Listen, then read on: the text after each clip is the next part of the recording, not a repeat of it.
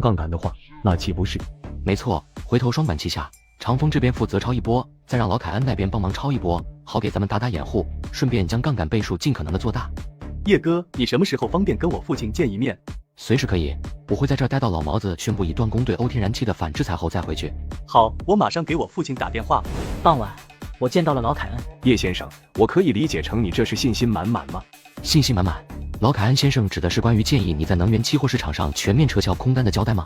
相信在你来之前，哈利应该跟你说了，从优2集团全面撤销空单那天到现在，跌幅已是超过了30%。你知道这对优2集团意味着怎样的损失吗？我要是没猜错的话，优2集团做空合约的期限是半年吧？对，然后呢？用咱们华国话来说，那就是乾坤未定。所以老凯恩先生急什么？可现在能源期货的行情仍是处于下跌之势，在未来一段不短的时间中，就算反弹也是极其有限的，因为这就是规律。所以老凯恩先生是后悔听信我的建议，选择了全面撤销在能源期货市场上的空单，是吗？对，我犯了一个很大的错误，忽略了很重要的一点。既然你这么笃定欧洲能源期货价格会在下跌中因为老毛子的反制裁而重新暴涨，那你为什么不进行短期做空呢？我不出手的原因有2个，一是我看不上那点做空的跌幅，二是先做空后抄底的行径太过于另类惹眼了，我并不想搞得那么被动。截止到现在为止，光是天然气期货价格就跌了超过30%，你管这叫看不上？没错。行，我就当你是看不上，那你所说的抄底又能带来多大的涨幅？能让你看得上的涨幅又得去到多少？至少200%。老凯恩大惊：什么？你是在跟我开玩笑吗？200%，你知道这个数字意味着什么吗？知道，意味着如果老凯恩先生之前要是没有听信于我全面撤销那些能源期货空单的话，在做空的期间里，将会让优2集团大概率走向破产。你是不是疯了？既然我今天来跟老凯恩先生谈这些，那就说明我所预测的那一天不会遥远了，最多不超过10天，美利坚必定会联合欧盟介入毛子间的冲突进行表态，而后不超过1个星期的时间，老毛子必然会以反制裁的手段进行回应，而最好的方法就是对欧断供天然气。意思是15天之内，老毛子就会宣布对欧断供天然气。是的，所以我会在这等到老毛子做出对欧断供天然气的反制裁的决定后再离开英伦。这算不算是给老凯恩先生的一个交代？一听到我要压身英伦，老凯恩的眉头不由抖动起来。看来我这是有足够的自信。既然叶先生如此相信自己，那这次准备玩多大？玩多大取决于老凯恩先生。取决于我？什么意思？这一次我想借老凯恩先生的手进行出击。经历了之前的美股斯特拉跟国际原油后，我担心这次出击的话会让那些金融大鳄跟华尔街的家伙们发起追踪，所以想让老凯恩先生帮忙出击。至于玩多大，就看老凯恩先生的极限操作了，能玩多大就玩多大。你确定不是在跟我开玩笑？我对开玩笑从来都不感兴趣。你准备了多少资金？我的资金取决于老凯恩先生的极限操作，只要老凯恩先生给出一个数字来，我这边就能如数提供。所以你不介意拿出几十亿欧元去赌？只要老凯恩先生能操作得了，我肯定不介意。但是既然是追求利益最大化，那肯定是希望老凯恩先生能用杠杆方式去操作。10倍之内我可以操作，但你确定你要玩极限吗？确定，那就以10倍杠杆来论，老凯恩先生能帮我抄多少，那就抄多少。老凯恩陷入了沉思。关于极限抄底的数据，3天之内我会给你确切答案。好，我这边先把资金准备好。3天后，我接到了老凯恩的电话。叶先生，我能帮你操作的极限是15亿欧元加12倍杠杆，保证金支付15亿欧元就好。行，那就以15亿欧元加12倍杠杆的方式进场。不知老凯恩先生那边需要多久才能将合约落实下来？3天。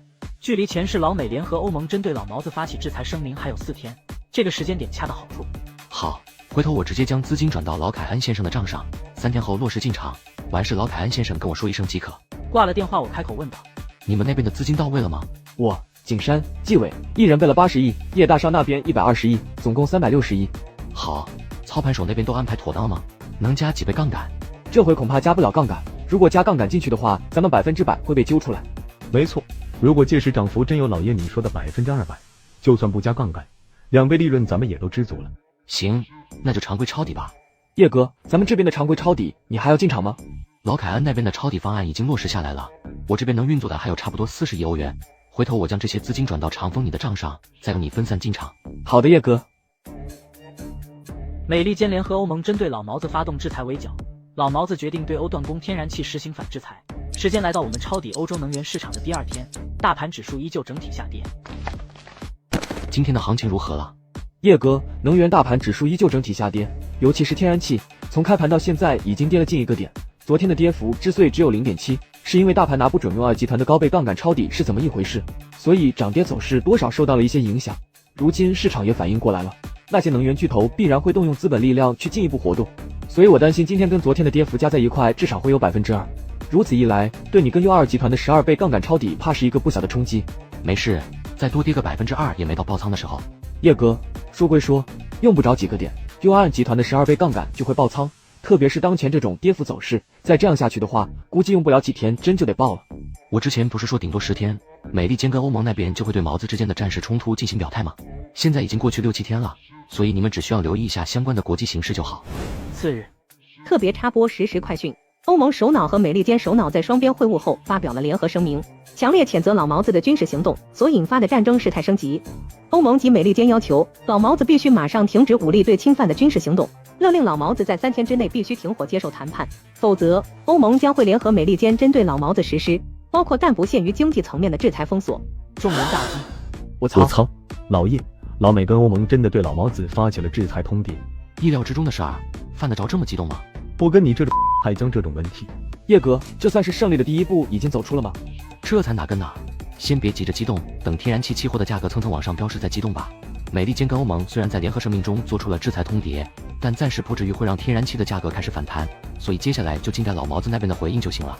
叶哥，依你看，老毛子那边多久才会有所回应？快了，这番所谓的制裁通牒不过是走个流程而已，他们知道老毛子肯定不会低头的，故此他们的目的就是想借此对老毛子发起制裁围剿封锁，等着吧。3天后，美利坚跟欧盟便会正式宣布对老毛子发动制裁声明，老毛子十有八九也会立刻回应制裁，立刻宣布他们的反制裁。所以老毛子肯定会硬刚到底，对吗？100%。如果失去硬刚到底的血性，那就不是老毛子了。当然了，老毛子是不是会以对欧断供天然气作为他们反制裁的手段，这点我不敢说100%，只能说大概率很高。从你嘴里说出的大概率，那就基本代表着100%了。就在这时，我的手机响了起来。老凯恩先生，看来叶先生是知道美利坚跟欧盟在双边会晤后进行的联合声明了。对，关心国际形势的可不只有老凯恩先生您，我那几个哥们的关心程度怕是不比老凯恩先生轻。我不得不承认，比起美利坚跟欧盟在发出那通联合声明之前，我现在更加紧张了。紧张是正常的，毕竟老凯恩先生不但将自己的 CEO 位置当成了赌注，连一手打造的 U2 集团也当成了赌注，所以老凯恩先生的紧张，我绝对是能够理解的。不知道叶先生能不能让我吃上一颗定心丸？毕竟12倍的杠杆下，用不了多少跌幅，咱们就会遭到爆仓的危险。老凯恩先生想吃什么定心丸？比如说什么时候才能看到真正的爆点？3天。3天？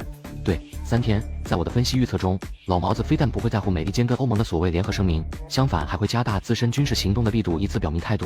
如此一来，3天后美利坚跟欧盟必然会正式宣布制裁，而对于对方的制裁，老毛子会第一时间以反制裁作为回应。所以只要老毛子反制裁的手段是对欧断供天然气，那么欧洲天然气的价格必定会急速反弹。这些我相信老凯恩先生比我更懂。老毛子的反制裁手段真会是对欧断供天然气吗？没错，因为这就是前世的轨迹。不敢说100%，只能说大概率很高。如果最终老毛子的反制裁手段不是你所预测的那样呢？那就满盘皆输，没什么可说的。但我对此有足够的把握，我不至于会将老凯恩先生跟 U2 集团往火坑上带。毕竟让老凯恩先生走上绝境，对我而言没有任何好处。相反，若带领 U2 集团成为欧洲能源龙头霸主，对我日后的西方世界征途中帮忙倒是不少。这对我来说又何尝不是一个契机？好，那我就静静迎接注定会成为我人生之中最煎熬的3天。3天之后，老凯恩先生会发现自己做的决定是有多么明智。3天后，美利坚跟欧盟正式宣布对老毛子发起制裁，而老毛子断然不会坐以待毙。罗蒙斯科夫先生，针对这次美利坚跟欧盟的联合制裁声明，请问克里姆林宫方面会不会对此进行回应？会以哪种方式进行回应？或者说是克里姆林宫方面准备如何去应对这次的制裁？不知道你们对华国文化了不了解？在华国有个词叫礼尚往来，咱们一直秉承着礼尚往来的处事原则。对于这次的制裁声明，克里姆林宫在这一刻正式宣布，即日起无限期暂停对欧输送天然气。李长风跟叶成英听到这几个字，当场呆住。没错，对欧断供天然气。好了，从现在开始，后续可以将目光聚焦在欧洲能源期货上了，看接下来的天然气期货会是怎么个飙升法。另外，准备收拾一下，该回国了。就在这时，电话再次响了起来。老凯恩先生，叶先生在忙吗？准备收拾行李回国了。既然叶先生准备回去了，那不知今晚能否抽个空到家里进餐，也当是给叶先生践行了。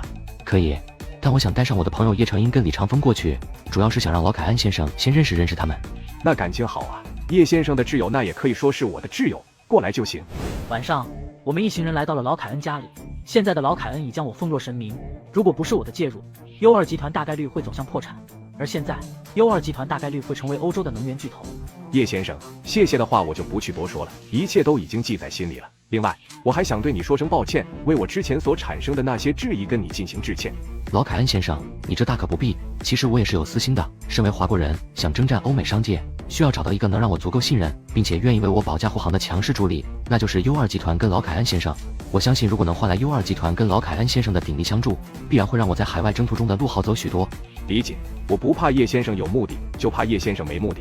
为此，我想向叶先生表明一下自己的诚意。从今往后，叶先生有任何需要 U2集团的地方，只要开口，我老凯恩以及 U2集团绝不会犹豫。用你们华国话说，那就是赴汤蹈火，在所不辞。那我就先谢过老凯恩先生了。说谢谢的人应该是我。我相信，只要能成为叶先生最忠实的合作伙伴，无论是凯恩家族还是 U2集团，都能走得更高、更远、更辉煌。老凯恩先生对我这么有信心，能提前几个月预见到国际形势的变化，并且将自己的预见融入到金融商业之中。说实话，在我的生平中，这是第一次见。在我眼中，你已经成了近乎于上帝般的存在了。听到老凯恩先生的这些回答，让我感到了莫大的荣幸。叶先生，想必你也知道，今天的欧洲天然气期货在克里姆林宫方面宣告的反制裁下，截至收盘为止涨了3%的事了吧？这个涨幅减去咱们抄底之后跌的那几个点，算起来已经涨了超过30%了。依着势头，在3个月的合约期中实现涨幅200%大有希望。我现在的预期是300%了。众人大惊，300%？没错，这就是前世的轨迹。对，300%。这个涨幅在我看来是大概率的事儿。除此之外，欧洲能源的价格飙升，在3个月后一样会延续着疯狂势头。既然是这样，为什么叶先生之前只是提出进行3个月的合约期？等着用钱。那不知在叶先生的设想中，后续的能源价格会涨到多少？1年时间里10倍应该没问题。叶哥，你说什么？10倍？在我的分析预测中，这种程度的涨幅不但存在可能性，而且可能性还不小。叶先生，你确定你是认真的？当然是认真的，不过就算涨幅高达10倍都好，咱们也不可能实现这种极致收割。就以40亿欧元加12倍杠杆来论，涨幅10倍的话，杠杆后倍数将去到120倍，40亿的120倍，4800亿欧元。老凯恩先生觉得咱们能吃得了吗？老凯恩脸上不停狂抖，他已经无法想象那种画面了，转而说道：叶先生，3个月后的杠杆合约期结束后，你打算如何？那就看老凯恩先生能帮我运作到什么程度了。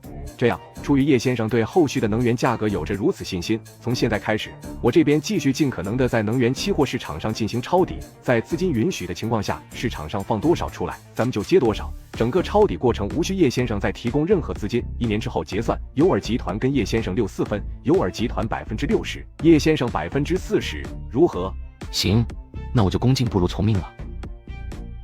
老毛子对欧断供天然气至天然气价格急速飙升，我们800亿撬动12倍杠杆来了一波极限收割，时间来到入手天然气期货的第5天，此时价格已上涨了7%。我开口说道：我们现在只有静待花开了，也该回去了。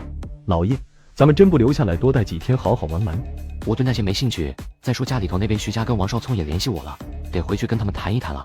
你们要是想留下来多待几天那也无妨，我先回去就是。王少聪跟徐家找你？对，千通集团想入股腾龙商业综合体以及收购亨达汽车的事儿。什么？千通集团入股腾龙商业综合体？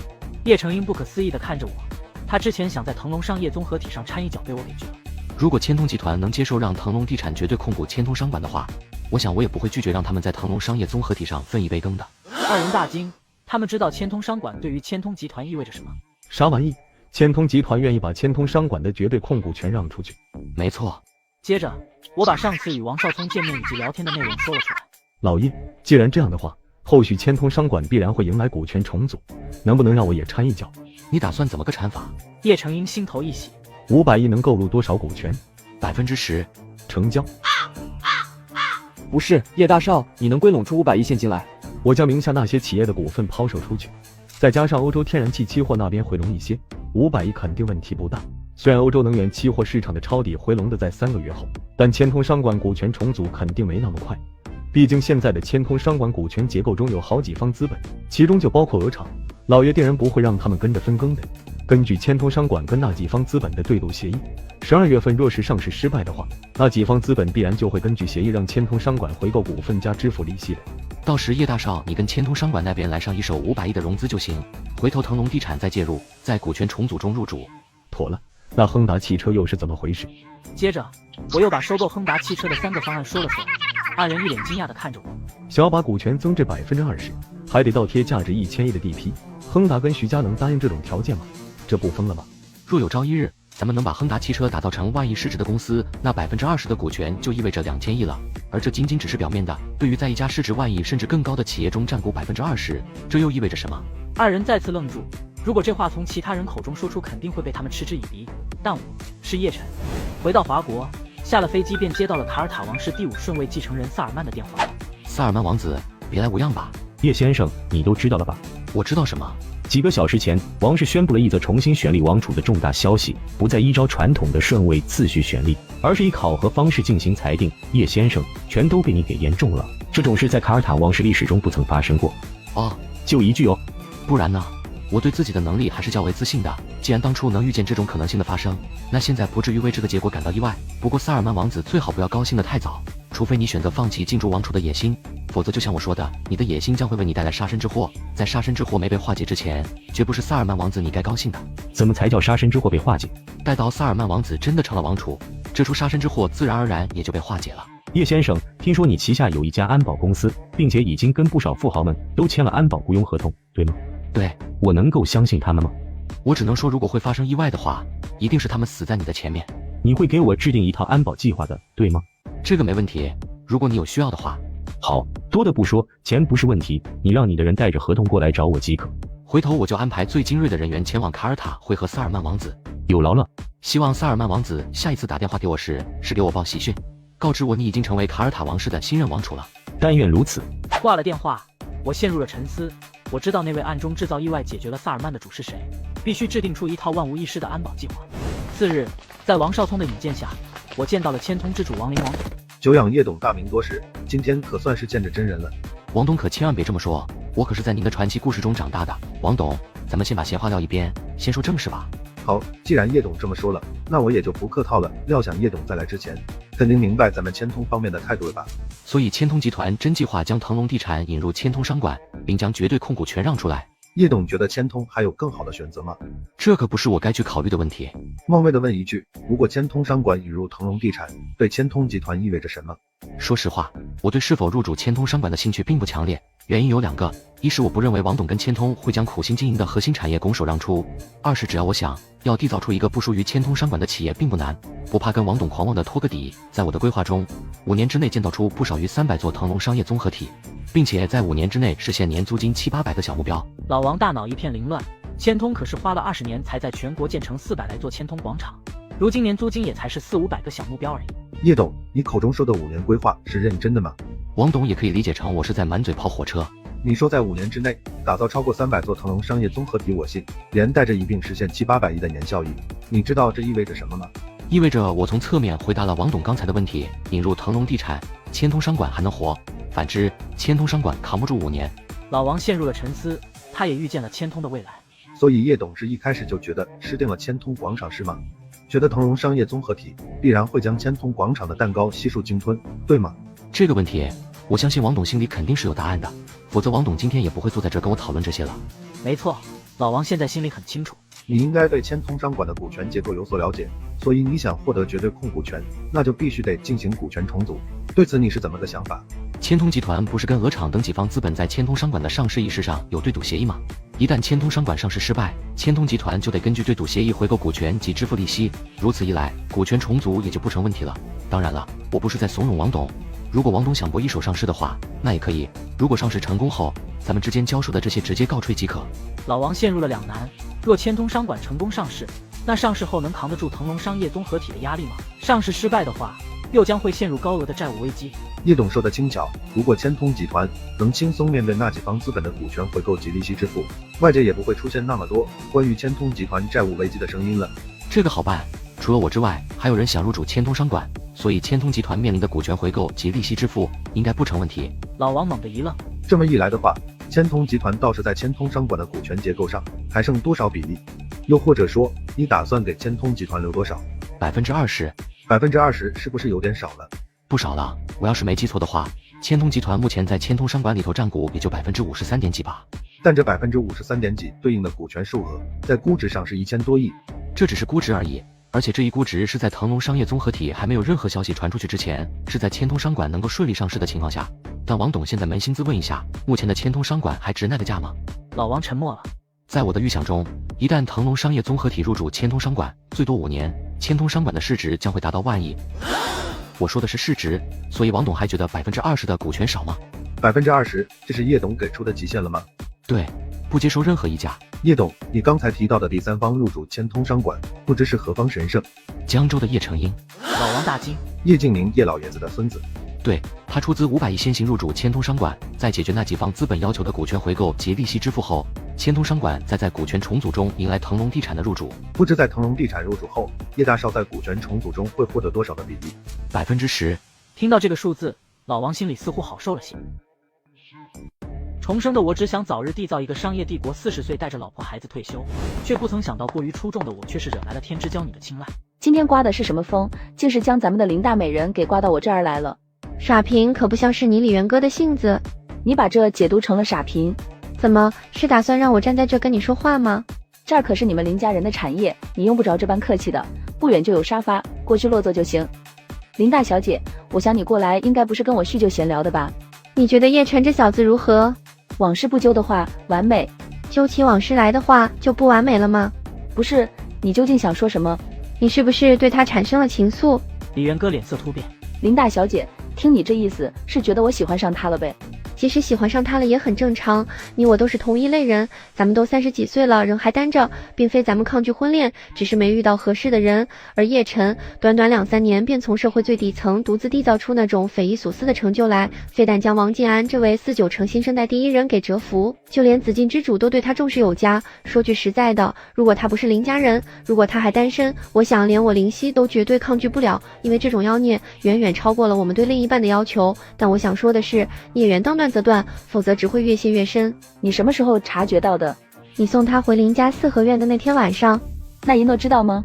我不知道，我曾试探过他在这个问题上的态度，他的回答很直接，他不担心叶晨背叛婚姻，因为他知道担心也没用，而且他也相信叶晨不会背叛他。不过若是真的出现万一，那他会选择放弃所有，默默离开。没错，我的内心确实抗拒不了像叶晨那般堪称完美的异性，不过我也深知这份所谓的情愫实则是造孽，所以我从未向他表达过任何一丝丝情愫，更不存在任何一丝越线出格的行为，我也从未打算将这份情愫进行任何表达。你这难道不是自找痛苦吗？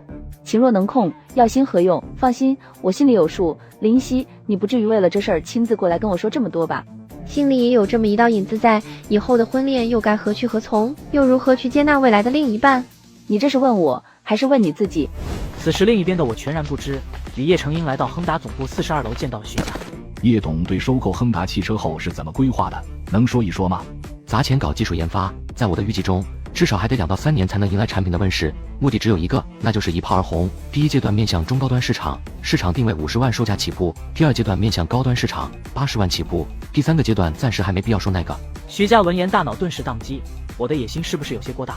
你是想参照理想？不在一个频道上，我志在10年之内打造出属于华国自主的豪华品牌。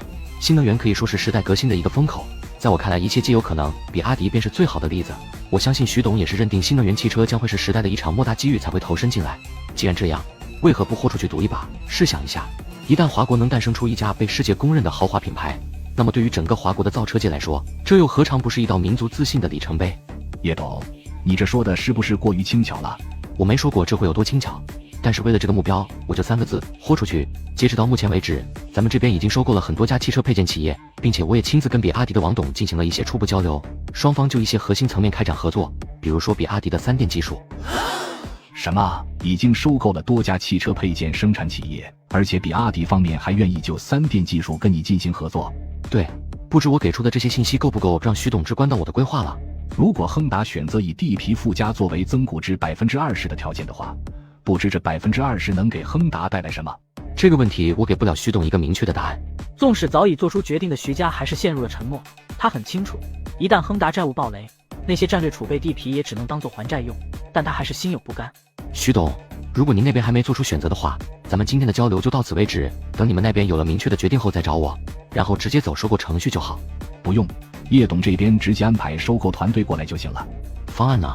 亨达集团保留20%的股权，但是什么？但是这笔收购需要在表面上进行一些掩饰，尤其是那价值1000亿的地皮，更是不能如此直白地呈现在收购附加交易中，甚至是不能出现在收购内容中。可以，到时双方就这个问题进行完善即可，保证不会出现那种徐董跟亨达不愿见到的情况。叶董，亨达集团这一番不可谓不是孤注一掷了，你就不能给我透个底吗？如果徐董真想听我画饼的话，我只能说，如果亨达能握着这20%的股权不放，日后徐董会发现这将是你商界生涯中最明智的选择之一。哪怕这20%的股权无法让亨达集团涅槃重生重返巅峰，至少能够为亨达集团的生存带去极大的帮助。不知叶董能否就现在的亨达给出一些建议来？别玩火，别耍滑头，挨打要立正，该认就认，切记千万不要玩火，玩火的代价必是自焚。从亨达出来后，我们来到了腾龙地产。听完萧强汇报完那几个项目进展后，我开口说道：我今天过来主要是关于腾龙地产入主千通商管的计划，不出意外的话，年底就可以走流程了。主人大惊：叶董，你说什么？腾龙地产入主千通商管？你前天现身千通集团总部，还真是奔着谈收购去的。算是吧。叶哥，千通商管不是在冲击上市之路吗？这节骨眼上，王林还找你来入主千通商管。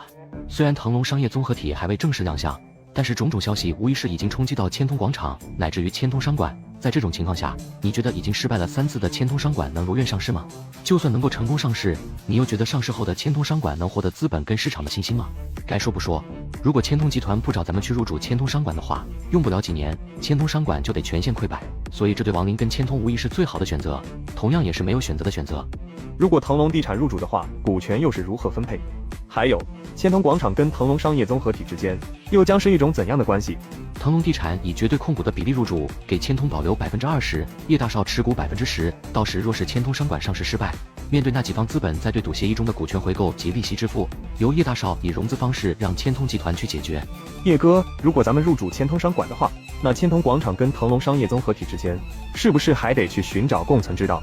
不，在腾龙商业综合体有需要的时候，千通广场就得无条件拆除腾出地皮，再由腾龙商业综合体破土取代。你们可以提前筹备腾龙地产入主千通商管的工作了，但有一点绝对保密，毕竟千通商管目前的股权结构不是单一的，一旦传出去，怕是免不了会节外生枝的。叶董放心，就算您不交代都好，这点觉悟咱们都还是有的。那行，长风你负责统筹组织，肖总负责辅助配合，如果有必要，可以让叶大少加入里头。好的，叶董。肖总，还有个事儿，亨达集团手中的那些战略储备地皮，你很清楚的，对吧？怎么？没怎么，想着再让亨达集团那边给咱们划拨价值1000亿的地皮，所以想让肖总归拢，比较适合咱们入手。几人再次震惊。叶董，我是不是听错了？你还准备让亨达集团再给咱们划拨价值1000亿的地皮？怎么，很不可思议吗？战略储备地皮可以说是亨达的命根子，上次那笔1500亿的收购已经让亨达忍痛让出了价值800亿的地皮，这还要打亨达那些战略储备地皮的主意，这……我要是说我已经跟徐家沟通过了，并且双方已是就价值1000亿的地皮一事达成了共识呢？萧强猛然一震。叶董，亨达是不是摊上什么大事了？不知道，我理解你心系老东家，但该说不说，无论亨达现在出现什么状况，那也不是你操得上心的。就算现在你去找徐董打听情况，估计他都不可能会告诉你。抱歉叶董，是我有点拎不清了。没事，这都是人之常情罢了，只能说你比较重感情。叶董，给我1周时间，我会将那些极具潜力的地皮进行信息归拢，到时直接呈报给你。行，至于接收，如果肖总不想再以这种方式去面对老东家的话，那就换其他人去。不用换，让我去负责就好。重生的我经过2年打拼，累积了数千亿财富，豪掷80亿买了8架私人飞机。当飞机降落在江州机场时，这注定又将成为全球的焦点。老叶，飞行员跟机组人员的事儿你是怎么计划的？这不由你吗？看看有哪些退役的精锐，安排一下飞行员跟机组人员进行固定化待命。没问题，不过你打算要几组？我觉得固定个2、3组就足够了，毕竟不会太常飞的，更是少有多架次一起飞的情况。如果真到了需要多架次起飞的时候，到时再找航空公司那边租借一下就好，所以就募上3组吧。行，那就3组吧。不出意外，网上很快爆出8架私人飞机降落江州机场的事，机身上印着的腾龙1号和悠悠1号，一看便知是我叶晨的。网上瞬间炸开了锅，同时看到这一消息的还有我的大学同学。你们有没有考虑过去找一找老叶？2人没有回答。都特么一个个跟哑巴似的干什么？跟个吉祥物似的处着能解决问题吗？咱们如果不能把这麻烦解决了，回去不被媳妇闹离婚才怪。几百万对现在的咱们来说能要命，但对他来说却是连九牛一毛都谈不上。说句难听点的，掉在地上他都懒得捡。今天早上他一口气买了8架私人飞机，估计价值超过70-80亿，就这种种，几百万对他来说那就是不值一提。问题是，你觉得他能搭理咱们吗？好歹也是大学同窗，他至于不搭理吗？反正几百万而已，不就跟打发乞丐一样吗？更何况咱们只是找他借而已，又不是不还。咱们当时为什么要去借高利贷，而不是找已经崛起发家的他来借？你心里没数吗？那不是没脸去吗？想当初大学时咱们是怎么孤立他的，甚至老爷你当时还想着去拆散他跟陈一诺，这些你都忘了吗？就他妈这个背景，你觉得咱们要是找上他，他能如咱们所愿吗？没错，就咱们当初干的那些事儿，舔着脸去找他，那不是自取其辱呢吗？你当真以为都跟你们小肚鸡肠似的？人家叶晨现在什么段位？1000亿级富豪，光是1人如雪一天至少就能挣1-2亿纯利润，就这个段位，能跟你们一个个去计较当年的破事？怎么着，就跟抖音上那些成功学大师的梗一样，张嘴闭嘴就是背叛我的人，我都给他100万了呗。别扯这些没用的，现在咱们除了找叶晨之外别无其他选择。月底如果还不上那600万，咱们几个不仅得妻离子散，甚至是还得蹲监狱去。操，老子当初就不该听你的，如果当时及时止损的话，现在也不会落得这个鸟样。现在怪到我头上来了，我当初是拿刀架你脖子上逼你，还是怎么你了？前年成立直播公司的时候，还是你们拉我入伙的，后来一直亏损，实在没办法了，我才提出去借钱来搏个1年半载。你们要是不想的话，当时为什么又不止损退出？说白了，不还是想着搏一搏吗？被他这么一吼，二人沉默了起来。所以，除了找叶晨之外，别无他法了，对吗？除了找他帮忙之外，月底那600万的窟窿，咱们还有其他办法补得上吗？怎么找？咱们几个又没有他的联系方式。我有陈一诺的电话，上次在另一个女同学那里得到的。那直接找陈一诺借不行吗？你觉得陈一诺会不将这事跟叶晨说吗？会不征求叶晨的意见吗？如此一来，叶晨知道了又会怎么想？那就直接给陈一诺打电话，让他转达我们的意思。男子也不再多说，拿起电话给陈一诺打了过去。您好，哪位？你是一诺吧？您是？咱们是江大的同届校友，大家都叫我老野，不知你还记不记得？哦，是你呀，有事吗？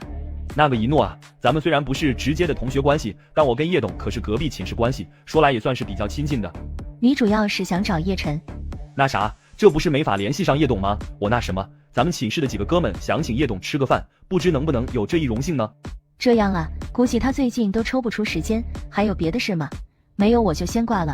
别，陈总，你能不能帮我争取一下，让我们见个面，30分钟就行。这时我也大概听出了端倪，对陈一诺点了点头。行，我去帮你问问。挂了电话，陈一诺开口问道：你什么情况？难不成你还真打算去见他？那厮不是什么好人，大学时就一肚子坏水。他已经将自己的狗皮膏药态度完完全全的展示出来了，肯定会没完没了的。正好闲着也是闲着，就看看他想干什么吧。很快，我们几人来到了白天鹅酒店。叶董，都坐吧。说说吧，你们几个找我出来是想干嘛的？叶董，咱们想找你帮个忙。帮什么忙？想找你借点钱。借钱？老叶，是这样的，咱们几个前年合伙开了一家电商直播公司，想趁着时代风口吃上几年红利，但没想到这个赛道跟咱们一开始的设想有所出入。之前已经做了足够的分析，可还是陷了进去，2年时间赔了大几百万。后来亏空资金，就咬牙找了民间贷，想着再搏一把，但没想到又给栽了进去。而月底就到了一次性偿还的最后期限了。都亏空账面资金没法周转了，还跑去借民间贷。叶董，当时咱们已经想放弃了，可那段时间公司又突然有了些起色，再加上老爷主张博多一手，咱们哥几个就让他去联系了民间贷。借了多少？600万，月息3分，1年归还。月息3分，1个月18万利息，1年总利息216万。因为当时公司起色，让咱们看到了希望，想着只要能利用那600万盘活，利息高点也就认了。所以你们几个是想着来找我借钱的？我们现在是走投无路了，想让叶董帮咱们一下补上这窟窿。由于咱们当时的借款方式跟合同存在着一些问题，这月底要是无法偿还的话，对方如果告咱们非法集资的话，咱们怕是很难变得过去。叶董，过去大学那会，咱们多多少少有些对不住你，咱们一直都心怀愧疚，不是因为你现在崛起了咱们才悔不当初，而是回首过往时发现曾经的言行举止是真的傻缺，是真的过分。所以哥几个给你鞠个躬，不求你大人不计小人过，只为曾经的过去道个歉。说完，二人起身给我鞠了个躬。虽然我从来都不认为自己是那种宽宏大量到能够一笑泯恩仇的主，但我也还不至于因为当年的事就跟你们2个过不去。几人心头一喜。毕竟我知道你们二人当初多少是受到了其他人的影响，即便说排斥孤立我是不争的事实，可至少背地里也没干那些阴损的事儿。二人一听，言下之意是将老爷给排斥出去了。老爷，你这是什么意思？你觉得是什么意思，那就是什么意思。我算上前期亏的大几百万，再加上民间贷的600万，这已经是1000多万了吧？恕我直言，这得怎样的运作才能造成这种亏损？你们有想过这个问题吗？纵使说电商跟直播的最佳风口已经过去，可也不至于成为深坑，能亏损1000多万，这本身就是一个问题了，一个不能把亏损原因归咎于外部以及市场的问题，说白了就是内部出问题了，而且还是不小的问题。闻言，二人不由看向老爷。你们什么意思？感情公司亏损的原因是我的问题了？合着听你的意思，是我中饱私囊了吗？我可没这么说。咱们几个的确是想着找你借钱来渡难关，但你要是不想借的话，直说便是，犯得着阴阳怪气的来挑拨咱们吗？你对当初的事耿耿于怀，记恨我当初想着拆散你跟陈一诺，我可以理解，但你现在整这么一出报复我，是不是过分了点？以你今时今日的身份跟地位，你至于吗？怎么着？破防了这事，还不是你急什么？本来我是不想说的太直接的，既然你都急眼了，那我索性也就直说了吧。现在我不仅觉得你在你们合伙开的公司里头有问题，我甚至觉得连你们几个一起借的民间贷都有问题。从他们的话里听出，主张找民间贷的是你，联系民间贷的也是你吧？你这是血口喷人！给你们进行民间贷款的是谁？一家叫易捷金融服务有限公司的，负责咱们这笔贷款的是一个叫郭明刚的。操，你们竟然相信他说的？就因为他几句话，你们就怀疑起我来？合着咱们这10几年的感情就这么不值一提？这不是相不相信、怀不怀疑的问题。那你们告诉我，这特么是啥？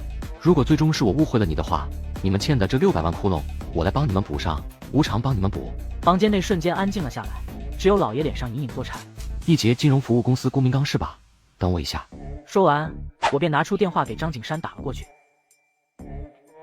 我豪掷80亿买下8架私人飞机，大学同窗见状前来找我借钱。续上集，为了证明老野经手的民间贷存在猫腻，我拿出电话给张景山打了过去。喂，叶哥，这是要分飞机了吗？你买的时候怎么不跟我吱一声啊？要是知道你买飞机的话，高低我也得让你帮我整一架啊。滚犊子，跟你打听个人，易捷金融服务公司的郭明刚，知道这号人吗？专搞民间贷的那厮。对，你认识他？谈不上认识，他找过我几次想巴结我，都被我给拒绝了。叶哥，这是怎么了？你联系一下他，让他来白天了一趟。很快，半小时过去了，张景山带着郭明刚来到了酒店。郭先生，多有打扰了。不打扰，能见叶董一面，这是我求之不得的荣幸。就先不跟郭先生客套了。郭先生，这几位你应该认识吧？认识，认识。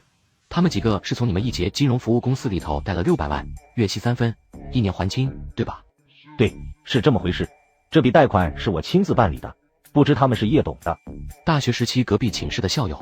这要是知道他们是叶董的同学，咱们这边哪还能收取什么利息呀？怎么？难不成你还觉着我是为那600万，或者是为那600万的利息找你过来的？那不知叶董事。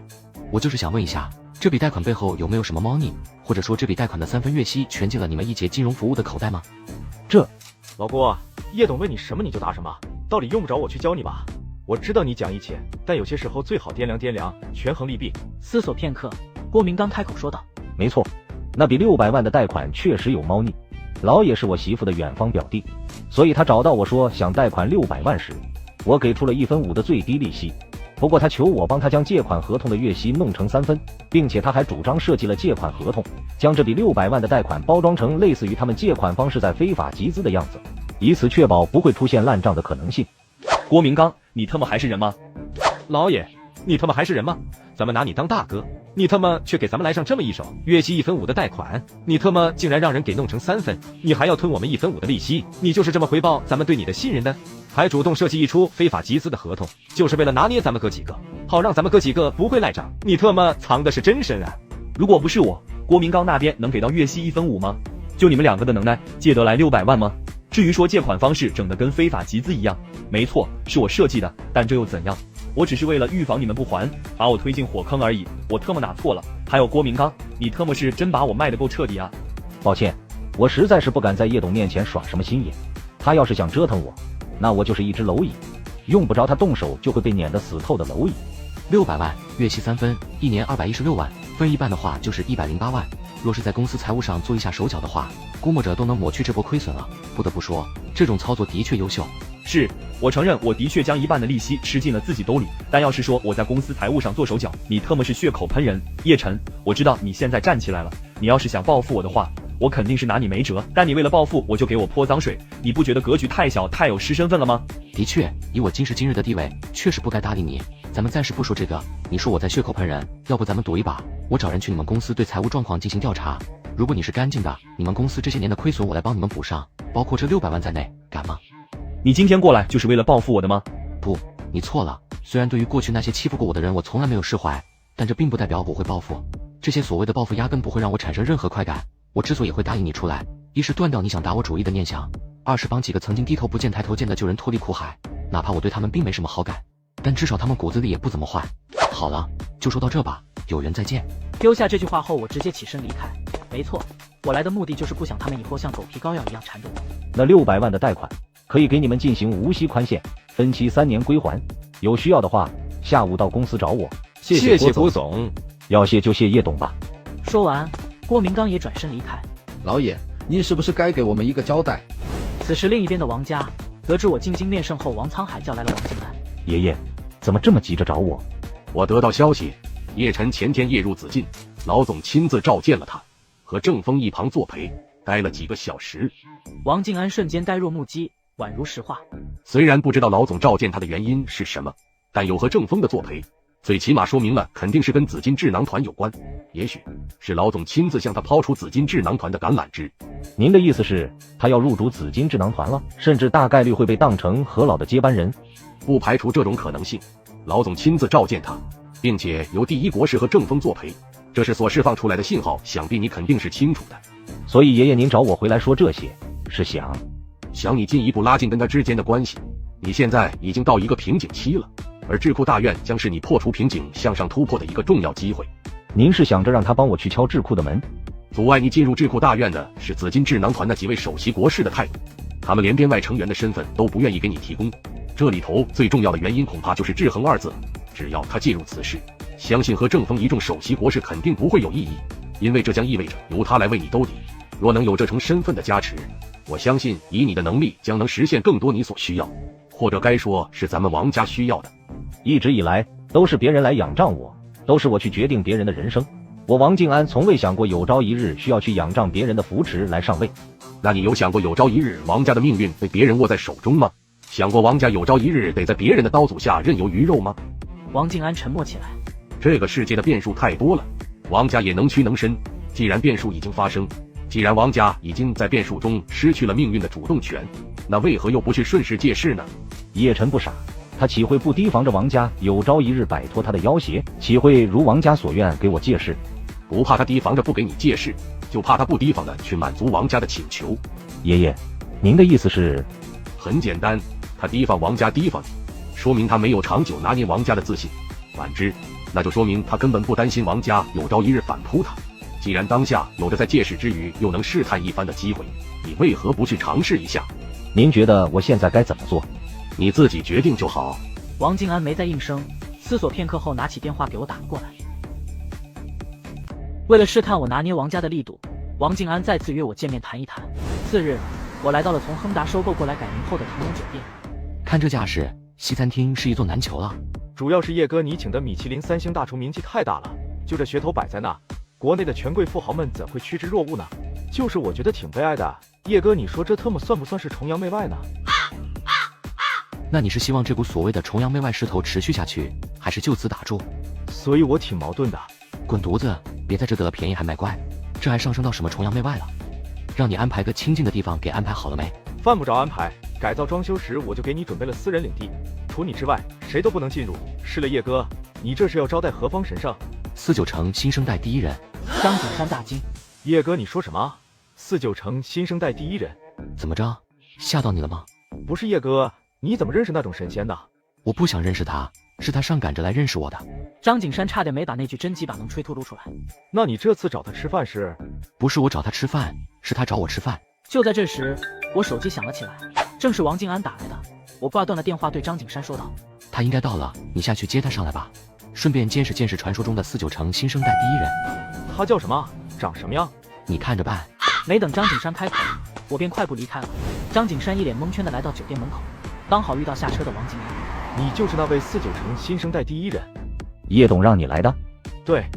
带路吧。来到包间，先是拒接电话，然后让那么一个虎了吧唧的愣头青下去接我。叶董，你想辱我也用不着这种方式吧？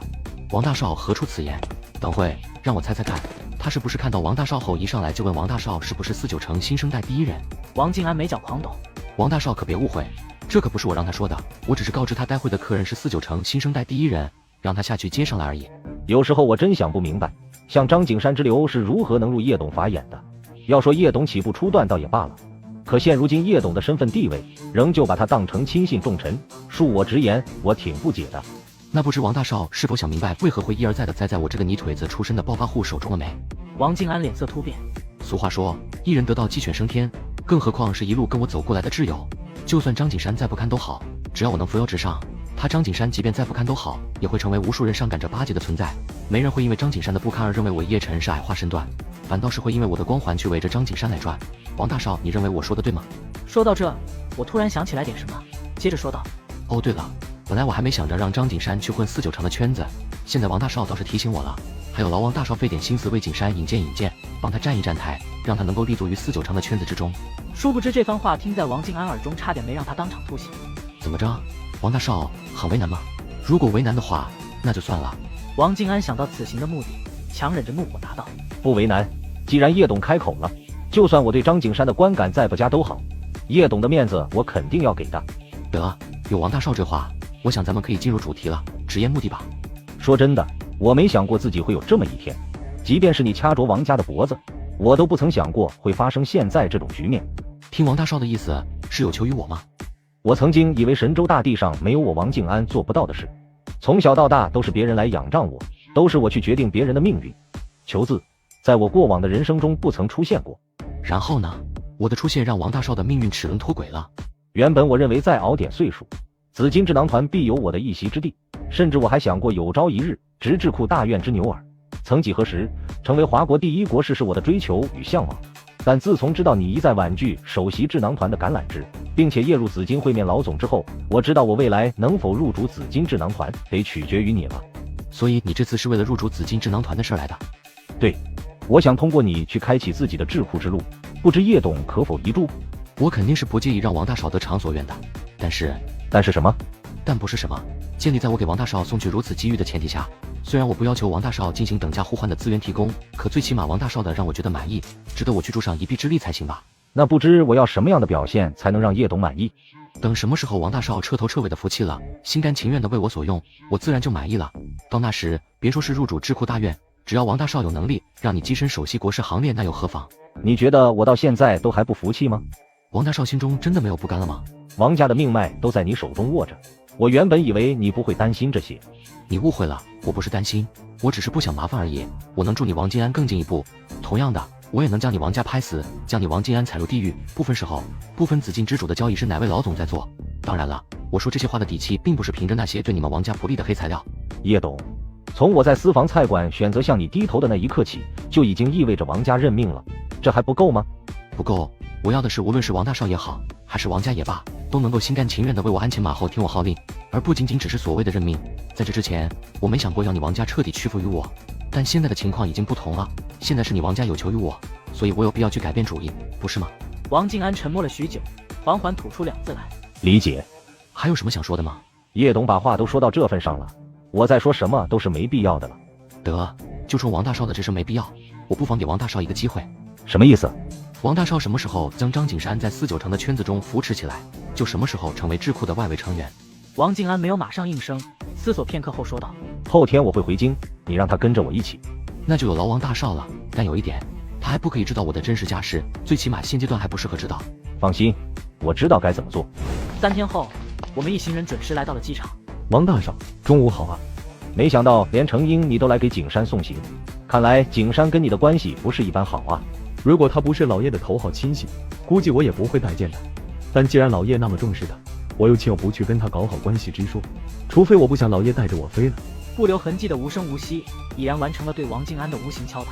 叶大少，就不能给我留点面子吗？这儿又没什么外人，你要什么面子？等到了49城里头再慢慢挣面子吧。某些时候你要是不想扯王大少的旗号，那就打我的旗号。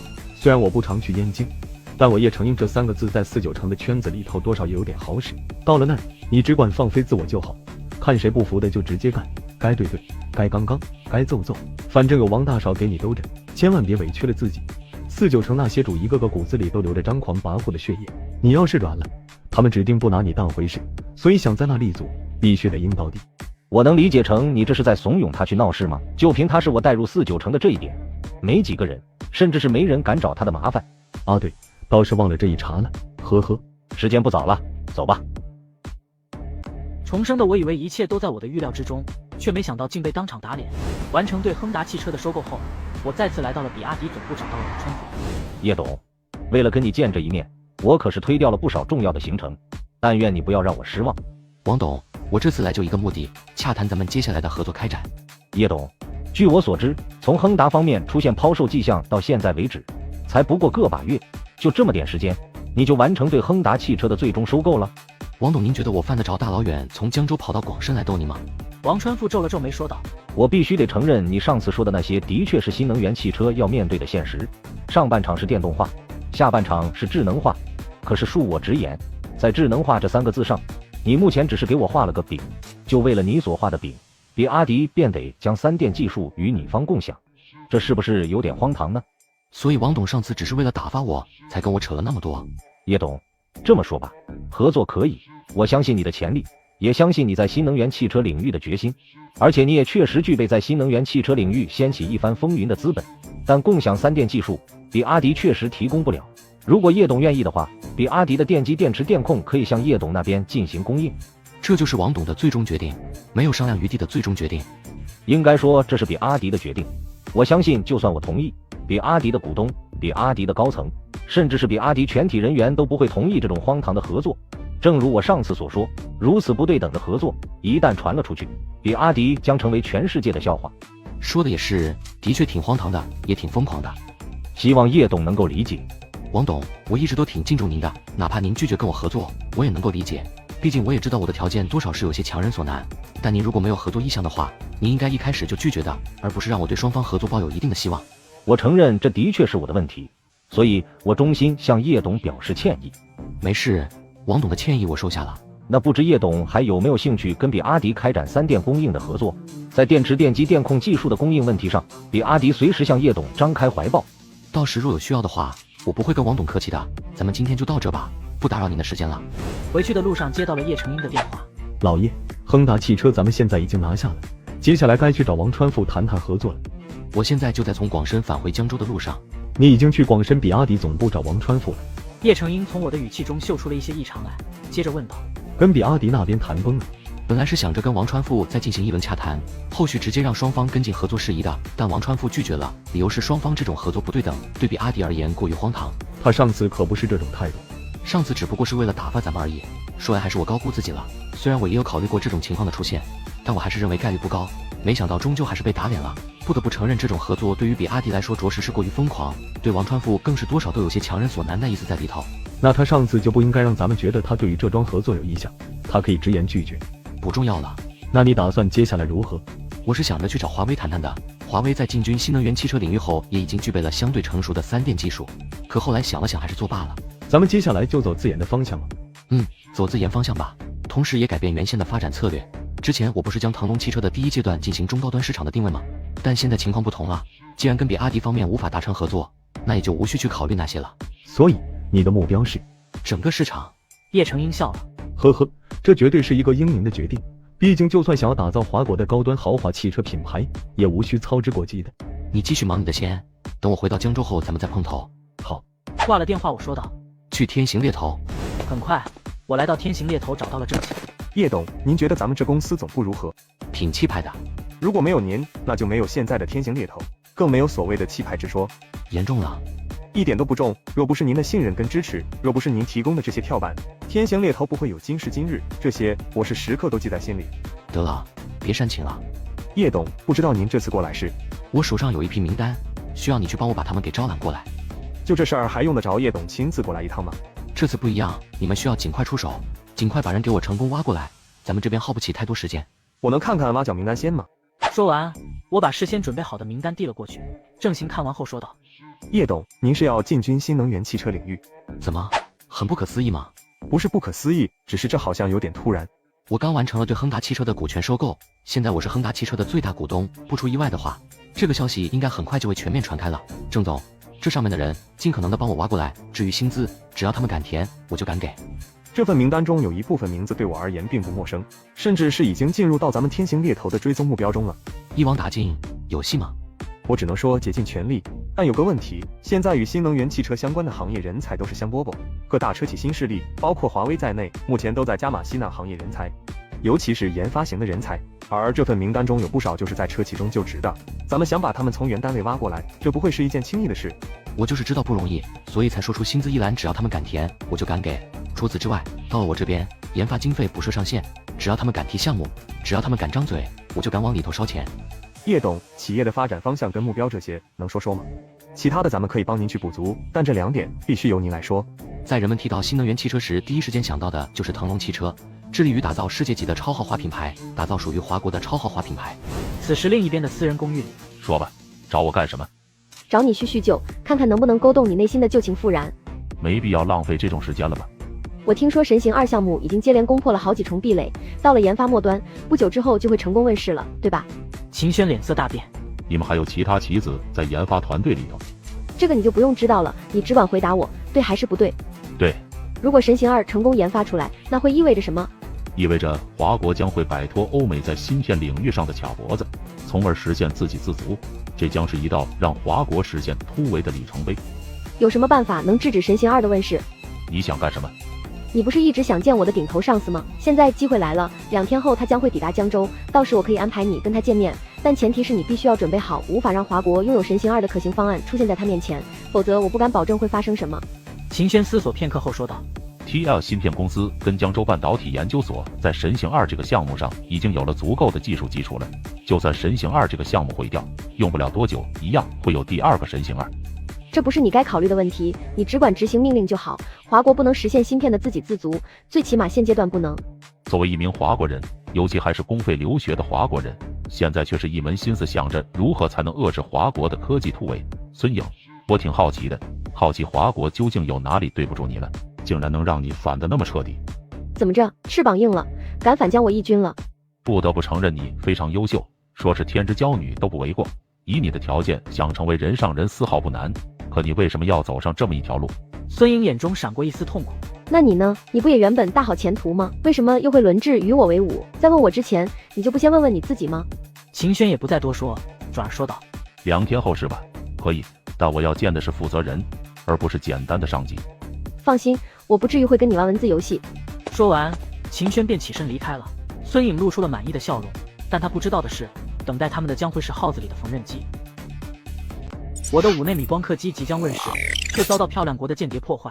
时间来到2天后，秦轩被孙颖带到一处秘密公寓。你是叫秦轩对吧？中科院的副研究员，妻子是中大的物理系副教授，女儿是钢琴天才，岳父是岭南2把手严怀礼。你还是 TL 芯片公司跟江州半导体研究所联手研发7纳米神行2芯片项目的主要核心成员。是的，伙计，别紧张，自我介绍一下，威廉 ，STT 亚太地区负责人。不知孙颖有没有跟你说过？咱们主要是为中情局服务的。秦轩一听到中情局这3个字，不由心里暗惊。尊敬的威廉先生，很荣幸见到你。伙计，你的紧张看起来有些不太正常。我没想到组织的背后是中情局。孙颖他也没跟我说过。相信来之前，孙颖已经把该说的都跟你说了。所以秦先生，如何才能破坏神行2这个项目？如何才能让华国无法拥有自主7纳米芯片技术的方案？你想好了吗？威廉先生，就算我现在破坏神行2这个项目，但凭借着神行2项目团队所积累的研发基础跟经验，不用多久，他们同样能够研发出7纳米芯片的。所以你的意思是，作为中科院副研究员，并且我的岳父还是岭南2把手，因为神行2芯片项目就直接曝光我的身份，这是不是有些得不偿失？如果我能继续隐藏身份的话，岂不是能给组织带来更大的作用？我只是让你给出一份破坏方案而已，并没有让你马上去执行。可你的反应是不是有些着急了？刹那间，秦轩顿时心跳加速，同时着急的还有孙颖。威廉先生，孙颖，我看你还没能完全驯化他，至少是到目前为止，他应该都还没打算真正去配合咱们。孙颖脸色大变。如此情况下，他一再要求见我这个亚太地区的负责人，我应该如何去解读这一行为？我能够认为他是已经提前向华国的安全部门进行了自首，并且成为对方打入咱们内部的棋子呢？威廉先生，这怎么可能？他……就在这时，房间大门被一脚踹开。没错，正是华国安全部门人员。二人当场呆在原地。威廉先生，总算等到你了。此时，秦轩悬吊了1年的心总算落了下来。秦轩，我低估你了。如果没有叶董，也许你的计划是真成功了；如果没有叶董，也许我真会走上你为我设下的不归路。叶晨，跟叶晨有关。够了，带走！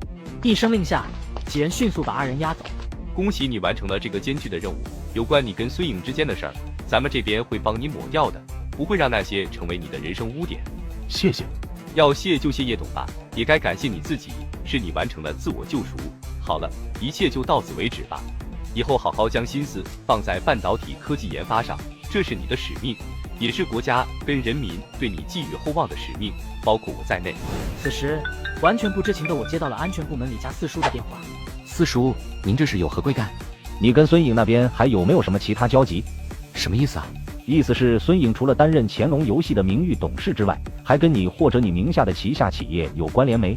难不成您还觉得我会无视您的劝阻，跟您来上一出阳奉阴违吗？回答我的问题。没有，我倒是想好好利用他在 THG 组织里头的能量，您不是不让吗？没有就好。四叔，怎么着？是要收往孙颖那边了？就在刚刚，已经收了。收了？逮着啥大鱼了？孙颖背后组织的亚太地区负责人，一个哪怕是在中情局那边也有着不轻分量的主。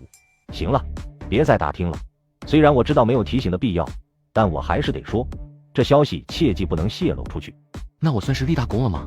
如果没有我的话，你们逮不着这条大鱼。滚犊子！要不要给你发一面锦旗？就你还好意思跟我邀功？如果不是咱们的话，这难道不是意味着你们既要芯片公司砸了几百亿经费进去的项目功亏一篑吗？咱们不要你好生感谢一番也就罢了，你还敢舔脸邀功？挂了电话，陈一诺走了进来。老公，走吧，他们都到了。很快，我们一行人来到了半山别墅。今天正是半山别墅交付的日子。叶董、陈总，该来的都来了吧？除了叶董的1号别墅外，其他那66栋别墅的购买者都过来了，无一例外，全都是亲自前来接收。该说不说，这属实是让我有些意外。叶哥，先进去跟他们打个照面吧。他们这次亲自赶到江州进行接收，大概率就是奔着跟你见一面来的，你可别让他们败兴而归。毕竟他们高调现身前来，不可谓不是给咱们半山别墅区以及腾龙地产造足了势，你多少也得表示一番才行。合着在你眼里，我连这么点基本的人情世故都不懂吗？主要是你有着足可无视那些人情世故的资本，这不是怕你嫌麻烦吗？行啊，走进去吧。我们来到了售楼中心。叶董，可算是见到你的真容了。叶董，想见你一面是真难啊。叶董，好久不见。我一现身，众富豪纷纷向我打来招呼。感谢诸位对半山别墅区、对腾龙地产的支持。叶董言重了，抛开半山别墅区重新定义了高端2字不说，能够成为叶董的邻居，这可是咱们的荣幸。自我介绍一下，周大湖的郑刚。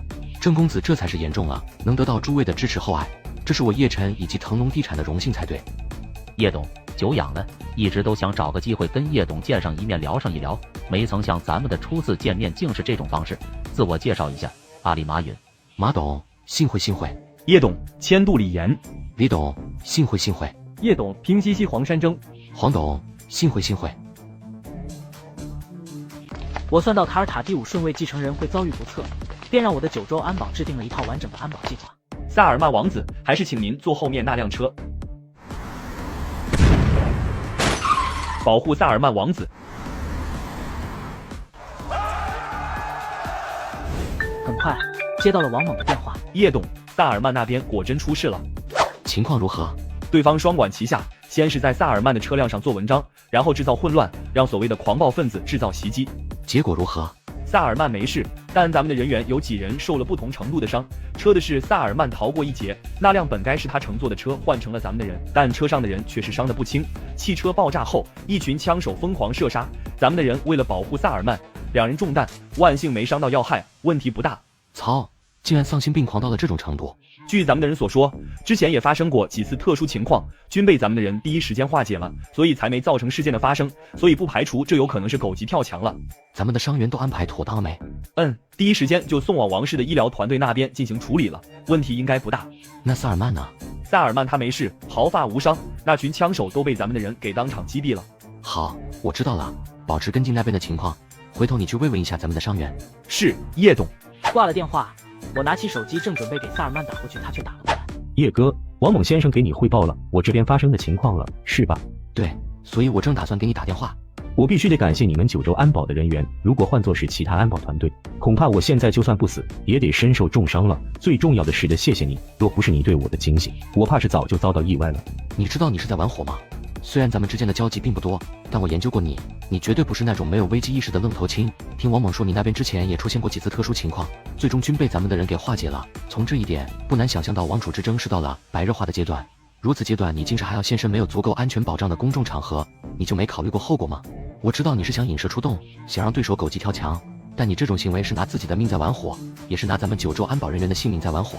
叶哥，你说的没错，我的确是以身涉险引蛇出洞，但我也是没办法才出此下策。如果我不想办法去一次性解决的话，后续必定会有一波接一波的暗袭，只要出现一次意外，我就得从这个世界消失。为此我不得不给对方提供一次狗急跳墙的机会。对方若是还无法解决我，那他在这场王储之位的争夺中就得宣告失败。所以我也是没办法了，才不得不去赌这一把。万幸的是我赌成了，万幸的是九州安保那些负伤的人员没有生命危险。叶哥，我向你保证，下不为例。另外，那几位负伤的安保人员，我准备给他们一人提供500万美元的补偿，其他参与到这次安保工作的人员一人50万美元。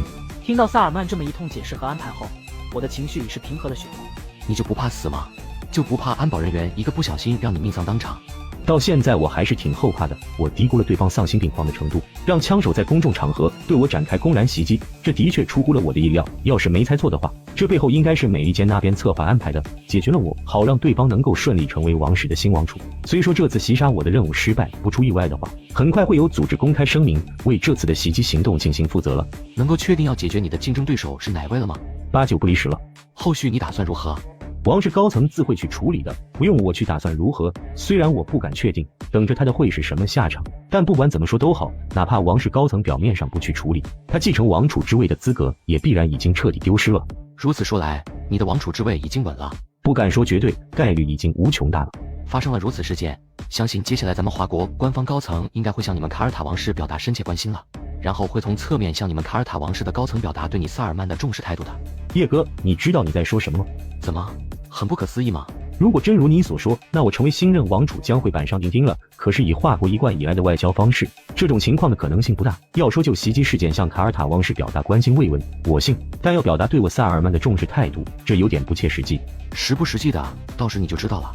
次日，此事件在网上迅速传开，瞬间轰动了全球。九州安保这4个字也进入到了全世界的眼中，亿万华国网友顿时傻了眼。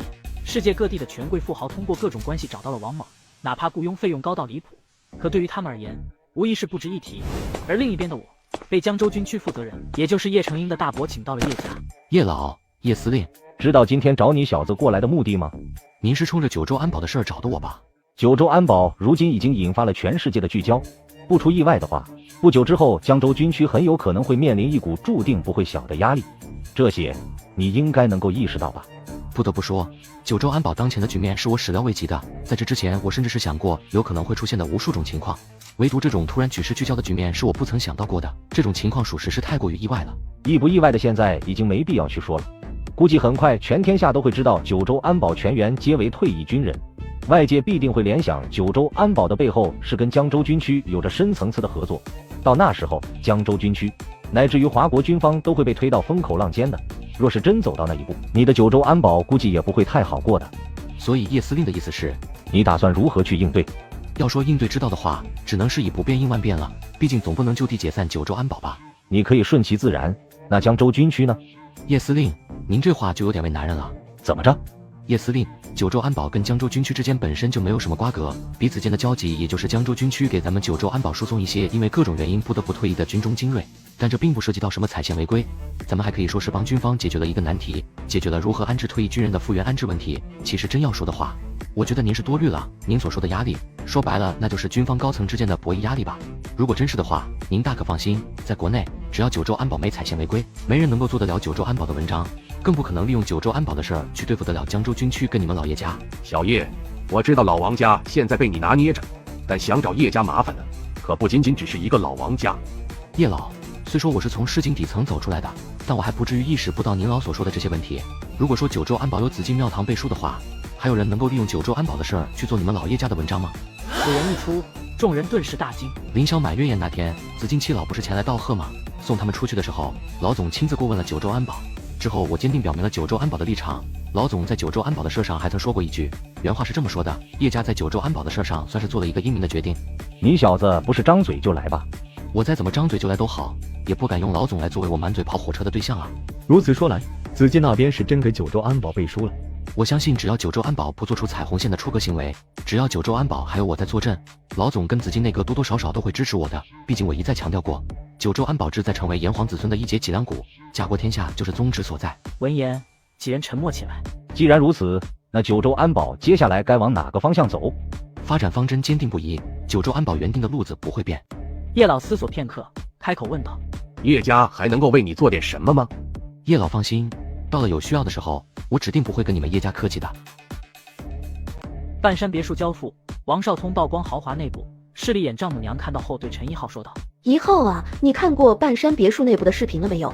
怎么着？别跟我说你也想住到半山别墅里头去。你看你这孩子怎么说话呢？不然那是怎么着？这视频我看了，是千通太子爷在半山别墅区购买的47号别墅，价格据说是8、9亿。怎么着？你说连47号别墅都大到这种程度了，那一诺跟叶晨住的1号别墅又得大成什么样啊？要让我姐或者叶晨过来带你去看看不？完事顺便在那住上一段时间。你小子用不着在这阴阳怪气的，再怎么着都好，我也是你妈，你说你至于这样吗？行，您说。这才像话吗？妈也没别的意思，就是觉得那个47号别墅都大成那个样子了，那你姐跟姐夫的1号别墅肯定还要更大。这么大的房子，你姐跟姐夫哪里打理得过来？就算请保姆，也不见得那些保姆会好好打理，毕竟是外人，哪能有那个当成自己家的心啊？然后呢？然后1号是这样的，你妈的意思是想过去帮你姐跟你姐夫打理打理房子，反正她现在闲着也是闲着，就想着为你姐跟你姐夫出一份力，也盼着看能不能借此去消除他们心里头的芥蒂。陈一浩没有回答，陈建国继续说道：原本我是不同意的，你妈作妖都做到我怕了，但后来她说她不在那住，为了不打扰你姐跟你姐夫，她上午去下午回，我这才勉强同意了她的这个想法。毕竟她说的也有道理，请再多保姆都好，如果没人好好看管的话，私底下难免各种偷懒敷衍了事。那可不嘛，看看身边那些人请的保姆，各种偷奸耍滑磨洋工，说是请了个保姆，实际上就是请了个祖宗。不说远的，咱们小区3栋老何家，过去这半年换了7个保姆，你说这多闹心啊！他家请的保姆多少钱一个月？7500，他3个孩子每人每月出2500。你觉得我姐跟姐夫会请7、8千块一个月的保姆吗？这几十亿的豪宅，你觉得会请些不入流的保姆吗？半山别墅区随便一栋别墅，只要能进去当保姆，他们都会拼了命的把自己的工作做到极致，因为那个饭碗要比当白领来的更强。所以你们认为你们所担心的那种情况会出现吗？妈，你心里头打的主意我清楚，你瞒得了我爸，瞒不了我。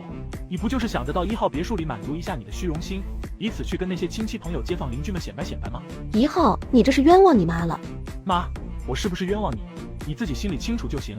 1号别墅不需要你去坐镇后勤，我姐跟姐夫更不需要你所谓的好心。退1万步来说，就算我姐他们同意让你去，我也不会同意。1号啊，妈一把屎一把尿的把你跟你姐喂大我容易吗？就算满足一下妈的虚荣心，就算妈想跟亲戚朋友街坊邻居瞎摆，这又怎么又能伤害到你姐跟叶晨呢？接着刘雪琴叨叨打起了感情牌来。陈一浩在母亲的哀求下也实在没办法，我可以跟我姐说这事，但答不答应是他们的事，我不会去为你争取什么，更不会去勉强她。好。说完，陈一浩当着母亲的面拨通了陈一诺的电话。1号，姐，那什么，姐夫在你旁边吗？在，怎么？那啥，你打开免提让他一块听。说完，陈一诺打开了免提。姐夫，我是真不想给你们打这个电话，主要是我没脸给你们打这个电话。跟你妈有关？对。开弓没有回头箭，陈一浩只能硬着头皮把事情说了出来。1号，别跟我说你是认真的。姐，我只是将情况跟你们说一下而已，为了让他彻底死了这条心，我只能给你们打这个电话，否则他肯定会继续没完没了的。难道给我打了电话后他就能死心了？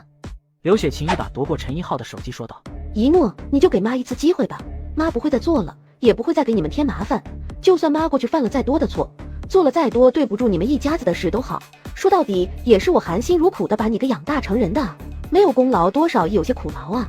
妈的要求也并不过分，就是想着为你们出一份力，为你们做点事而已，你们就给妈一个弥补的机会，行吗？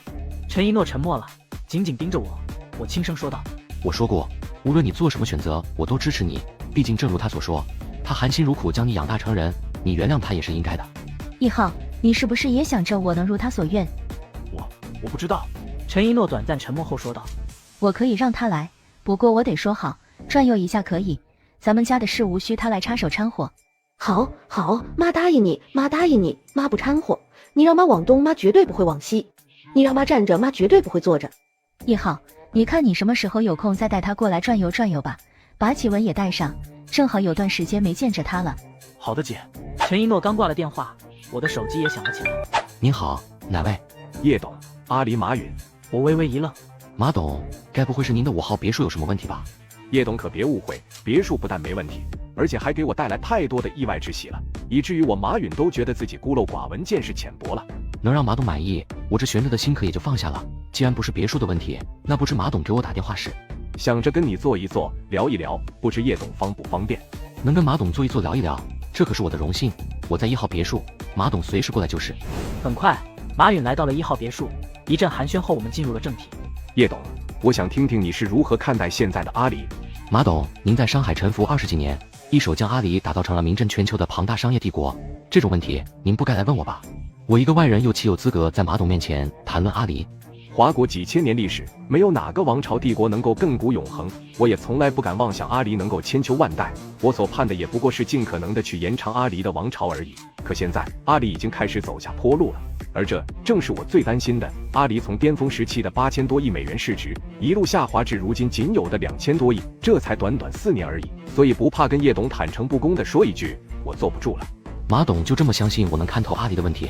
能在短短4年时间从一无所有走到今时今日这等高度，并且在这个过程中从未栽过跟头，叶董已经在无形中证明自己了。相比起叶董，我马允也只有自愧不如的份。虽然有句老话叫亡羊补牢为时不晚，但阿里反应的太迟了，硬生生把自己拖到了四面楚歌的境地。根据公开的信息来看，过去这3、4年，阿里的市场份额从66%下降到了44%。按这种形势发展下去，面对阿里的只会有一个结果，那就是被京拼斗、快红这些竞争对手全面取代。毕竟就当下的市场而言，站在消费者的角度上，我是不会选择淘宝天猫了。原因很简单，对比起其他平台，淘宝天猫已经在无优势可言。这个问题不解决，一切都白扯。但是什么？但是真正横亘于阿里面前的，还有鹅厂这个庞然大物。但凡在阿里参与竞争的领域，只要鹅厂介入，凭借那巨大的流量，阿里都得从主动走向被动。最直接的便是拼夕夕跟丑团。如果没有鹅厂的流量导入，拼夕夕对淘宝的蚕食速度能如此之快吗？被阿里并购的饿了么又会被丑团揍得没有还手之力吗？基于这些，以阿里的现状来看，我不觉得乐观。我认为阿里的根基已经动摇了，内忧外患此起彼伏，这往往就是一个王朝走向衰败的信号。马云脸色阴沉，这也正是他所意识到的。叶董，以你对阿里的认知，你觉得阿里该何去何从？马董，这个问题显然不适合我去回答。叶董畅所欲言即可，无妨。我思索片刻，说道：回归初心，回归淘宝，回归互联网，回归用户。马允心里暗惊，这几个理念跟他的不谋而合。在当下群雄割据的形势中，该说不说，作为阿里核心所在的淘宝已经没有影响力可言了，甚至都找不出任何突出的特点来。所以变革已是刻不容缓，否则必将回天乏术。马允陷入了沉默。我说的这些全都精准击在了阿里的问题上。如果叶董不是创下了这等家业，我恐怕会马上朝叶董抛出橄榄枝，请叶董坐镇阿里。如果我不是创下这份家业，马董也不会跟我坐在一块了。也对，是这么个理，呵呵。说到橄榄枝，我也想给马董一个建议，若是阿里真下定决心进行自我革命的话，阿里不妨让更多的年轻一代去操持管理。上一位阿里的年轻高管还是那位蒋女士吧。马允闻言再是一愣。叶董的这个建议我收下了。其实这次过来还有一事。马董您说。如果我没猜错的话，你的腾龙集团应该差不多快要成立了吧？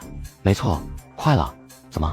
没，就是想占个先机表个态。阿里希望能够跟腾龙集团进行合作，成为彼此的战略合作伙伴。有机会的，如果彼此之间出现合作的空间，我肯定不介意去沾一沾阿里的光，去接一接阿里的事。没错，不久的将来，阿里的命运将会因我而改变。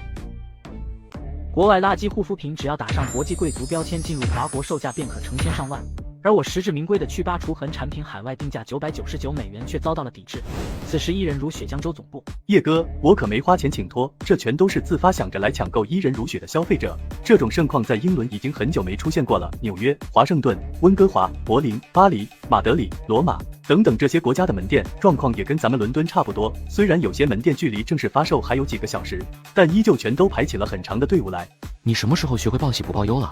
我要是没猜错的话，中途应该有不少特殊事件发生吧？的确出现过一些突发状况，有不少游行示威抵制伊人如雪的人群，但都是发生在外面的，并没有进入到咱们伊人如雪的门店区域。毕竟咱们伊人如雪的门店全是坐落于那些国家最为繁华的商业街，不是游行示威队伍能够闹事的地方。不过不管怎么示威抵制都好，伊人如雪的火爆之势是抵挡不了的。怎么游行抗议都好，我不在乎，我只有一个要求，伊人如雪门店绝不能发生那种零元购的事件。叶哥放心，伊人如雪的门店都是坐落在最繁华的商业区域，他们没那么容易实施零元购的。除此之外，我还安排了24小时的巡视小队，一经发现任何试图对伊人如雪门店进行打砸抢的人，直接以暴制暴，出事我负责到底。辛苦了，除了游行示威抵制抗议的情况之外，还有其他明面上的动作吗？